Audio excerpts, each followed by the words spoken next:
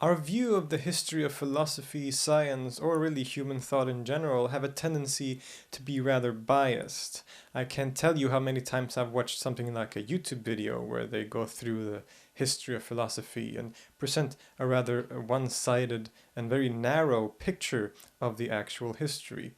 We love to talk about people like Plato and Aristotle, or John Locke and Nietzsche and Kierkegaard, and sometimes also Confucius if we're generous. But this view of presenting history, starting with the ancient Greeks and then moving on to the Renaissance and then the Enlightenment and all the way up to today, is a very Eurocentric view of history and the history of philosophy, and it ignores a very significant point in time and a philosophical and scientific culture that was very significant. I'm talking, of course, about the philosophical works of the early Islamic world.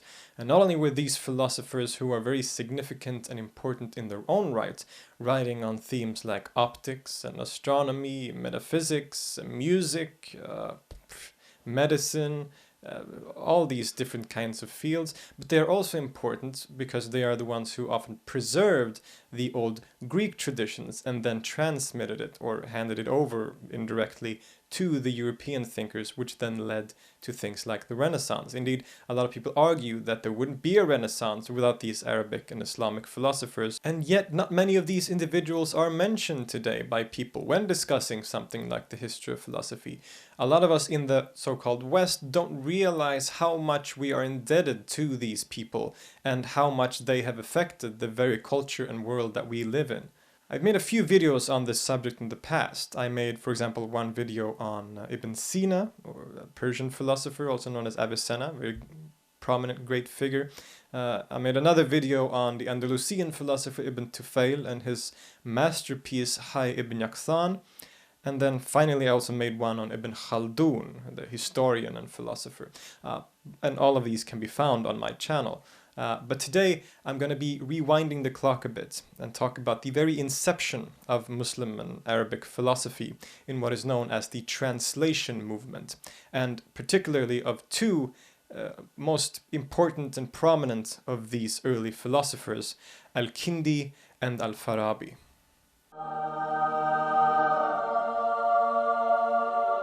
Nothing ever really happens in a vacuum, and Muslim and Arabic philosophy is no exception.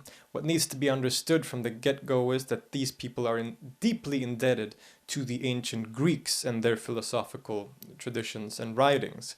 And that is not to say that these people didn't have original ideas or anything like that, but all those ideas are based on the sort of groundwork that the Greeks sort of built.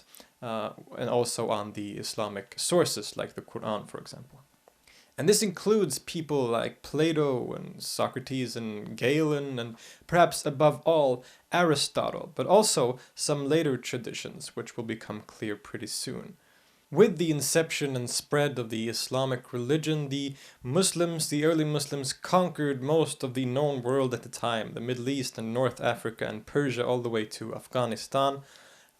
It is said or thought that Muhammad is to have said that you are to seek knowledge all the way to China, and a lot of these early Muslims really took that message to heart. Very early on, a lot of different sciences and fields of thought started to appear in this new culture, this new empire. Everything from how to understand God through theology and jurisprudence and mysticism and a bunch of different movements were heavily discussed at the time. But there was one group of people who were particularly interested in what was known as the ancient wisdoms, that is, you know, the Greek texts written by old sages from another country in Greece who were sort of concealed by a language barrier because they didn't speak Greek, obviously. And these people who really cultivated this knowledge later became known as the Falsafa tradition, which is really just an Arabized version of the word philosophia. And this would give birth to some of the most famous thinkers in Middle Eastern history. In the late 8th and 9th centuries, under the Abbasid Caliphate, there was a great flourishing of learning in the new capital, Baghdad. One of the caliphs, either maybe Harun al-Rashid or his son Al-Ma'mun, established an institution that's known as the Bayt al-Hikmah, which means the House of Wisdom, which was a place in Baghdad where intellectual discussions were being had regarding different subjects. One of the most significant of these activities in this Beit al-Hikmah, this House of Wisdom, was what is known as the translation movement, in which a lot of texts were gathered from all around the world and then translated the translations were led by some of these individuals that I would discuss. And the Greeks were particularly popular at the time because they had a pretty good reputation. A whole myriad of texts were gathered in Baghdad and then translated into Arabic. Now, before we get into actual philosophy, we need to lay some groundwork first. Something that is very important to understand and know about is a philosophical school of thought or movement known as Neoplatonism. This is a school that's usually traced back to an Alexandrian philosopher called Plotinus, who lived in around the 3rd century AD. And the school that followed him considered itself to be part of the sort of Platonic school, the Platonic heritage, so to speak. But there are a lot of things that differ it, or a lot of things in which it differ from the philosophy of Plato himself, which is why it's considered its very own school. The philosophy of Neoplatonism isn't easy to explain in simple terms, but a general outlook can be said to be something like this. There is something called the One, an absolute principle that is beyond space and time, being and non-being, and is characterized by absolute perfection. This One flows over or emanates the created world in a few steps. The first emanation is often called the first intellect, that is, pure intellectualizing, and the highest form of being whose very nature is self-reflexive thinking. Then there is the universal soul, and finally the phenomenal world that we experience. In fact, many of the terms that would be discussed by the Arabic philosophers were borrowed from the Greeks and return as important concepts. Things like intellect, soul, being, form, matter, and so on. The school of Neoplatonism in some sense tried to reconcile the philosophies of Plato and Aristotle, sometimes claiming that they were actually trying to say the same thing, and thus they wrote commentaries on both their works. This movement of Neoplatonism and their ideas that I just mentioned, as well as their interpretations of Aristotle in particular, would have a lasting and significant effect on the later Muslim tradition. Moving back to Baghdad in the late 8th and early 9th centuries, the translation movement was by now in full force, and a lot of different texts were being translated. This movement was led by a few individuals, among them a Christian thinker, Hunayn ibn Ishaq, and later his son, Ishaq ibn Hunayn. They weren't too creative with the names back then, but an even more famous group of translators were gathered around a Muslim thinker, and one that would become known later as the very first of the Arabic philosophers, and his name was Abu Yusuf Yaqub ibn Ishaq Al-Kindi.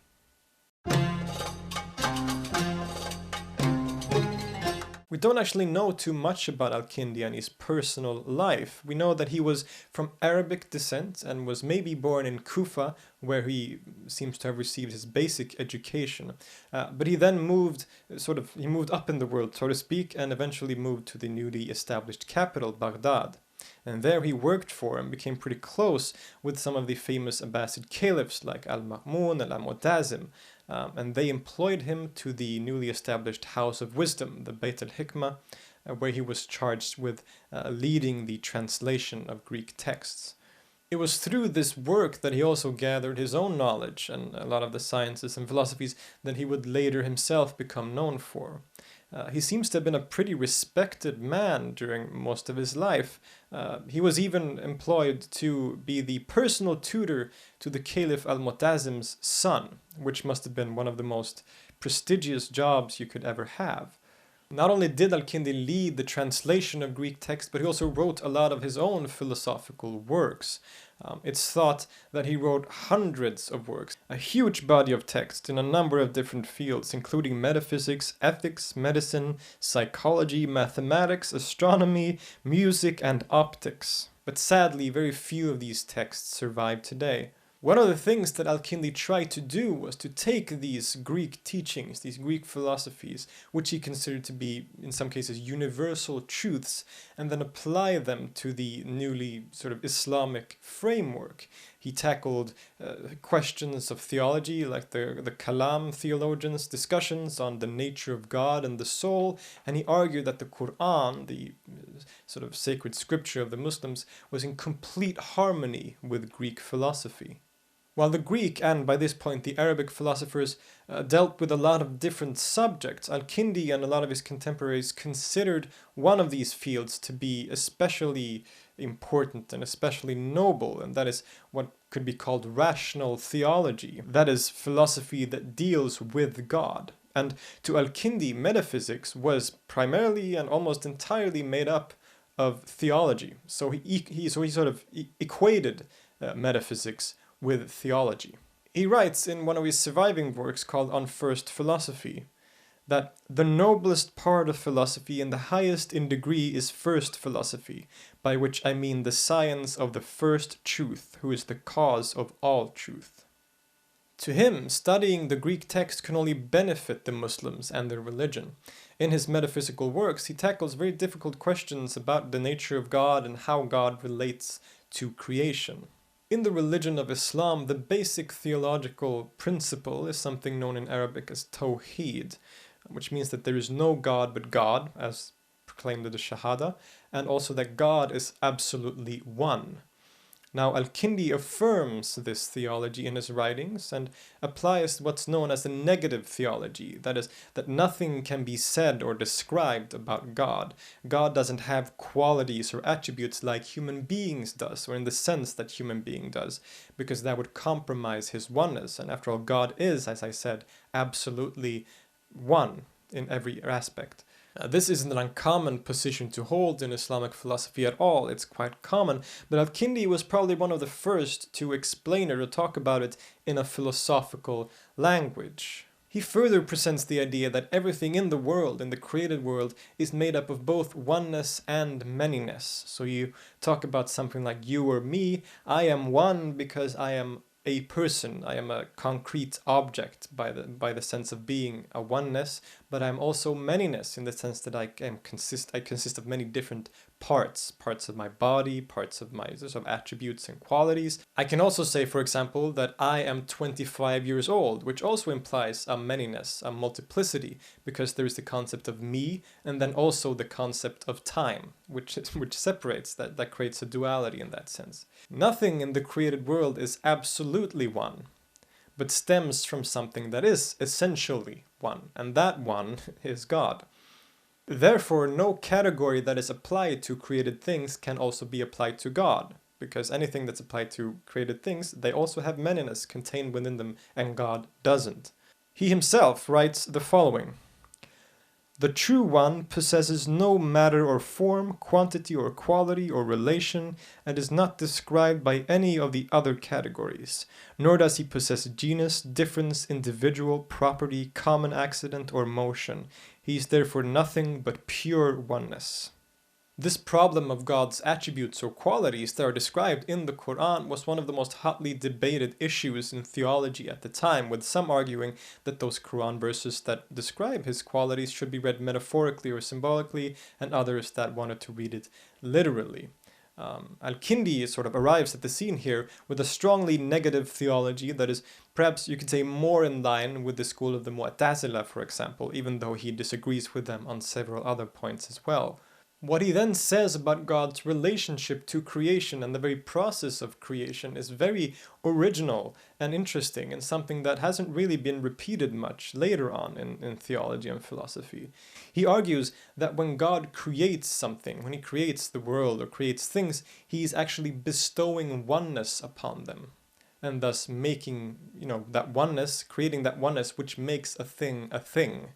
Now remember, everything in the world, he argues, consists of both manyness and oneness. Without the oneness of me, I wouldn't exist, there wouldn't be a me. So what God is doing is he's bestowing oneness, he's giving things oneness, which is his own essence. He's giving his own essence of oneness to things, and thus they exist, they are created. Another controversial topic in these circles at the time was the question of the eternity of the world.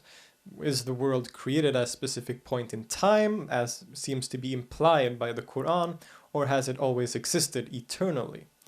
Now, the Muslim philosophers, or those belonging to the Falsafa tradition, usually argued that the world is indeed eternal and followed Aristotle in that regard, but they were harshly criticized by a lot of other theologians and thinkers. For example, one very famous example is Abu Hamid Al-Ghazali, a theologian and Sufi and thinker from the 11th and 12th century, and he listed this doctrine of the eternity of the world as one of the reasons behind him calling some of these philosophers like Ibn Sina kafir, or unbelievers, alongside a couple of other factors as well. But what is interesting about Al-Kindi is that he sort of breaks this trend of the philosophical tradition, although breaking the trend before it actually existed, since he's the first philosopher. But he argues that the world is created at a specific point in time in God, and that time thus must have a beginning. Following the Neoplatonic system that I mentioned earlier, he also discusses the concept of the human intellect and soul. The first intellect, that principle that is the first emanation or creation of the One, is distinct from human individual intellect, but they have an important relationship. While humans can potentially know things like universal concepts and perceive things through their senses, they can't actually come to know things without being given that knowledge by the universal intellect. In the book The Cambridge Companion to Arabic Philosophy, Peter Adamson uses a very good metaphor of a piece of wood and fire. The wood can potentially be hot, just as the human intellect can potentially know universal concepts. But it requires something like fire, for example, in this case the universal intellect, to make it hot. He also views the soul, Al-Kindi that is, views the soul as something clearly immaterial and separated from the body. The goal of life for the individual human is to disassociate his soul as much as possible from being entangled with the physical body, which only leads to suffering, and instead focusing on the intellectual side of the soul in order to reach the entirely intelligible world after death, since the soul is separated from the body and thus survives. Echoing many mystics and prophets, he argues that it's no use focusing on the physical world or physical life, as everything in this world can be taken away. Instead, we should focus on intellectual activity, which is the ultimate source of happiness. As mentioned earlier, Al-Kindi also had a strong interest in what we would know today as natural science or just science. But of course, at these times, philosophy and science, in the sense that it is today, wasn't really separated or considered two different fields. But among these interests, he was particularly also interested in music. He appears to have been a musician and an oud player, which of course gives him extra credit in my book. And he wrote a lot of texts and works on music. In fact, music would be considered by Al-Kindi, and also following his example, later on considered to be part of the category of mathematics. He, for example, discusses the therapeutic uses of music in sort of health and so on. And this study of music generally would become a very important and prominent part of Muslim and Arabic philosophy. And Al-Kindi kind of laid the groundwork for that as well. The relationship between the philosophers and what is sometimes conceived of as Orthodox Islam is sometimes described as being rather shaky and sometimes even hostile. It is true that some philosophers later on, and at this early stage as well, were criticized by individuals like Al-Ghazali that I talked about.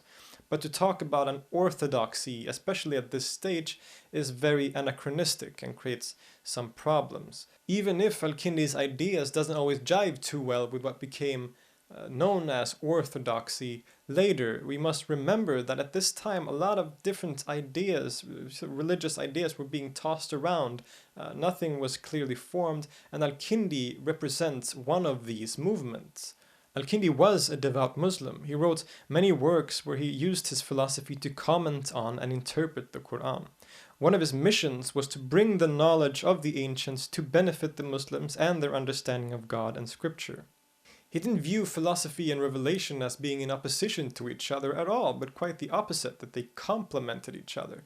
He argued that the truth that is reached by philosophers and on one side and on prophets on the other is in fact the same truth. The only difference being that for prophets that knowledge is more wide and sort of fuller, and is also received instantly without any sort of intellectual strivings, while for a philosopher reaching that truth takes many years of study and education, and even then it isn't as complete as that truth that the prophet receives.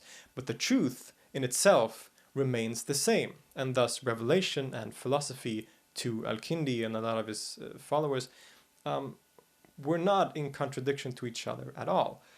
While he seems to have been close with caliphs like Al-Ma'mun and Al-Mu'tazim, some of the later caliphs that followed didn't look as kindly to his ideas, and certain theological movements started to rise in power that were a lot more hostile to him.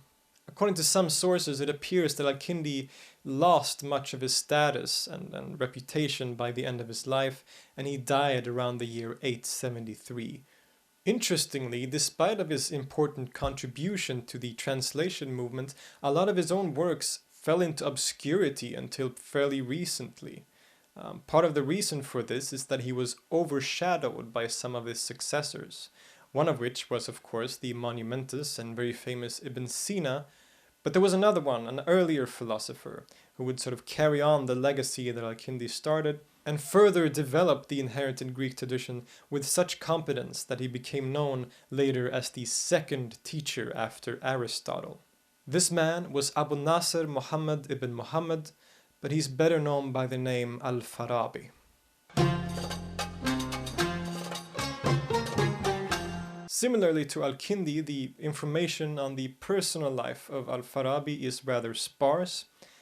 He was likely from the larger Persian region, possibly from Farab or Khorasan.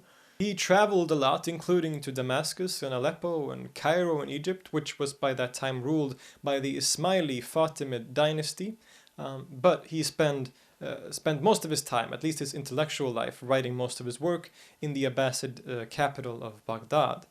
He seems to have had some contact with the ruling elite and the caliphs of Baghdad, but not to the extent of Al-Kindi. He wrote a few works for ministers here and there, but he probably wasn't dining with the caliphs, let's say. In Baghdad, he worked on a lot of philosophical works and ideas, and he was quite closely acquainted with a lot of Christian thinkers, some of which were his students. Al-Farabi's religious affiliation has been discussed and debated, some claiming that he may have been a Shia, others that he was a Sunni, but at least in most likelihood he identified as a Muslim. In fact, when he writes historically on the subject in Appearance of Philosophy, one of his works, he seemingly criticizes some of the church fathers by stating that then the teaching, meaning Greek philosophy, came to an end in Rome, while it continued in Alexandria until the king of the Christians looked into the matter. The bishops assembled and took counsel together on which parts of Aristotle's teachings were to be left in place and which were to be discontinued. They formed the opinion that the books on logic were to be taught up to the end of the assertoric figures, but not what comes after it, since they thought that that would harm Christianity. He then explains that teaching the rest of the logical works remained private until the coming of Islam. In fact, like Al-Kindi, Al-Farabi's mission was similar in the sense that he wanted to synthesize the Greek traditions of Aristotle and his later Alexandrian commentators with his contemporary Muslim environment and the intellectual discussions and theological discussions that were being had at the time. Although the conclusions that he draws and a lot of his philosophy differs dramatically from his predecessors, and in fact Al-Farabi would in a lot of ways eclipse completely Al-Kindi's works. He doesn't, however, seem to have been very well known at all during his own lifetime. Like I said, he had some contacts with the ruling elite, but he wasn't a world-famous, renowned scholar by any stretch. Yet his works and philosophy is today considered very significant in the development of Muslim philosophy, and of course are intellectually interesting and valuable in their own right as well. About half a century after Al-Farabi, the perhaps most famous Muslim philosopher of all time, Ibn Sina, wrote that he could never understand Aristotle's works until he read Al-Farabi's commentaries on them. He was incredibly important in handing down the knowledge of the Greeks to the Arabic-speaking world and influenced thinkers like Ibn Sina, they already mentioned, but also the Jewish philosopher Maimonides and many, many more. Again, like Al-Kindi, Al-Farabi was a polymath. He wrote on logic, mathematics, metaphysics, music, psychology, and even political philosophy. We will go through a couple of the more juicy of these, and we will start like we did last time with Al-Farabi's metaphysics. There's a lot to unpack here, and not a lot of modern research has been done on Al-Farabi's philosophy yet, but it is clear that he, much like his predecessor, follows the Neoplatonic system, where the first cause, which Al-Farabi identifies with God, emanates into lesser modes of being. His original contribution to this system is that he includes or incorporates the Ptolemaic cosmological astronomical system into it in a way that is both baffling and incredibly interesting. He divides this process of emanation from the one or the first cause to the first intellect and soul and so on into 6 principles or stages. The first is the first cause, or God, followed by secondary causes, or secondary intellects. What Al-Farabi does here is to identify these intellects with the 9 celestial spheres of the Ptolemaic system of astronomy. In this view, the heavens are made up of spheres that are associated with different planets that were then known, like Mars, Jupiter, and, well, the Sun, because the Sun was considered a planet at that point. To Al-Farabi, these are all secondary intellects that descend in the process of emanation from the first cause until we reach the so-called sublunar world, that is the sphere below the moon. Here we find the third principle, the active intellect, followed by the 4th, soul, then 5, form, and lastly 6, matter. The different secondary intellects that are associated with the 9 celestial spheres are also sort of identified as the angels of theology and revelation, which sort of places this philosophy very neatly within a familiar monotheistic framework, which is very smart, obviously. It may all sound very crazy, and it kind of is, but it's also a very smart and interesting way of incorporating a lot of different ideas and sort of themes and thoughts that were popular at the time. The first cause, or God, is one alone, and much like Al-Kindi, he sort of uses a negative theology to talk about God. But he differs from Al-Kindi in a significant way in his view of what metaphysics is. Remember, to Al-Kindi, metaphysics is by definition theology. It is the first philosophy, the study of God. Whereas for Al-Farabi, and also for Ibn Sina and later thinkers, metaphysics is simply the study of being, of existence itself. His psychology, or the study of the soul, and really everything else that he writes, is then based on this this metaphysical principle with the emanation of the different spheres and intellects. He develops a kind of teleological ideal where everything in the world has a specific purpose or goal in mind for its creation. The goal for the human being is constant intellectualizing. In other words, we as rational beings are to develop our intellect from being merely physical to eventually reach a perfection of intellecting, and thus unite with the active intellect. That is, the intellect that is associated with the sphere under the moon, the sublunar world. You'll remember that this is known as the 3rd principle in the process of emanation from the first cause. And this active intellect, this 3rd principle, is very important for the psychology, the philosophy of psychology for Al-Farabi.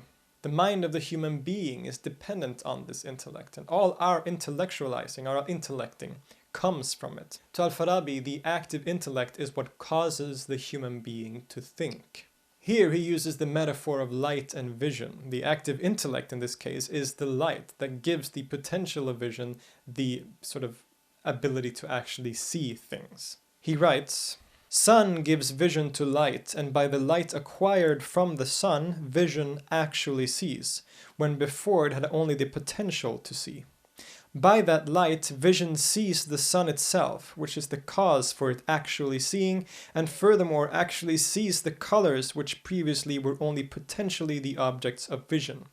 The vision that was potentially thereby becomes actual." Thus it is with the rational human mind and the active intellect. It leads the mind to think rationally, and also through that rationality being able to live virtuously and act according to right and wrong. Eventually, the human mind becomes like the active intellect, and ultimate happiness can be achieved. Perhaps it shouldn't be surprising that a philosopher considers philosophy itself to be the key to happiness, but I have a hard time accepting the notion that if we want to be happy, we should think more. But this concept of happiness and well-being carries over nicely to one of the most interesting aspects of Al-Farabi's philosophy and his works, which is his sort of ethical and moral ideas, and what we could even call a kind of political philosophy. He wrote several works on this subject, the best known of which is a book called Al-Medina Al-Fadila, or The Virtuous City. And he has a wonderful way of discussing leadership and rulership in a way that I think is rhetorically quite brilliant. Now, he accepts the notion that the body and the soul are separate, like a lot of philosophers would, and both of these faculties can become ill or sick. Now, when the body is sick, you go see a physician. And thus the role of the physician is to look after the health of the human body, the bodies of individuals. Now the political leader, like a king or a ruler or whatever you want to have it, to Al-Farabi is like a physician to the soul. Thus, it is the job of the statesman to look after the souls of the individuals in his society. The virtuous regime or society, and the best kind of society, is one where the souls of its inhabitants are as healthy as possible. He explains himself that the one who cures souls is the statesman, and he is also called the king. What is happiness of the soul, then, you may ask? Well, to Al-Farabi, this is distinguished by always acting in a good manner, always doing what's good and avoiding anything that is evil or wicked. Now, of course, we can get into discussions about ethics and what constitutes good and evil, but to Al-Farabi, this is sort of based on ideas that it was handed down by Aristotle, and also based on a lot of the religious doctrines and religious moral ideas that were prominent at his time. He then also lists a number of different political systems under which people live or have lived historically, including democracy, and tries to conclude which is the best one. He understood that the ideal virtuous society he was envisioning was next to impossible, but still held it as a principle that should be strived for, one where the ultimate happiness of its citizens are in focus. This is the ideal society, one where the citizens are as healthy as possible in terms of their souls. A subject that was most important to Al-Farabi was logic. It was the prerequisite for everything else that I've discussed, from metaphysics to ethics and politics and psychology. Everything was based on logic. This was incredibly important to him.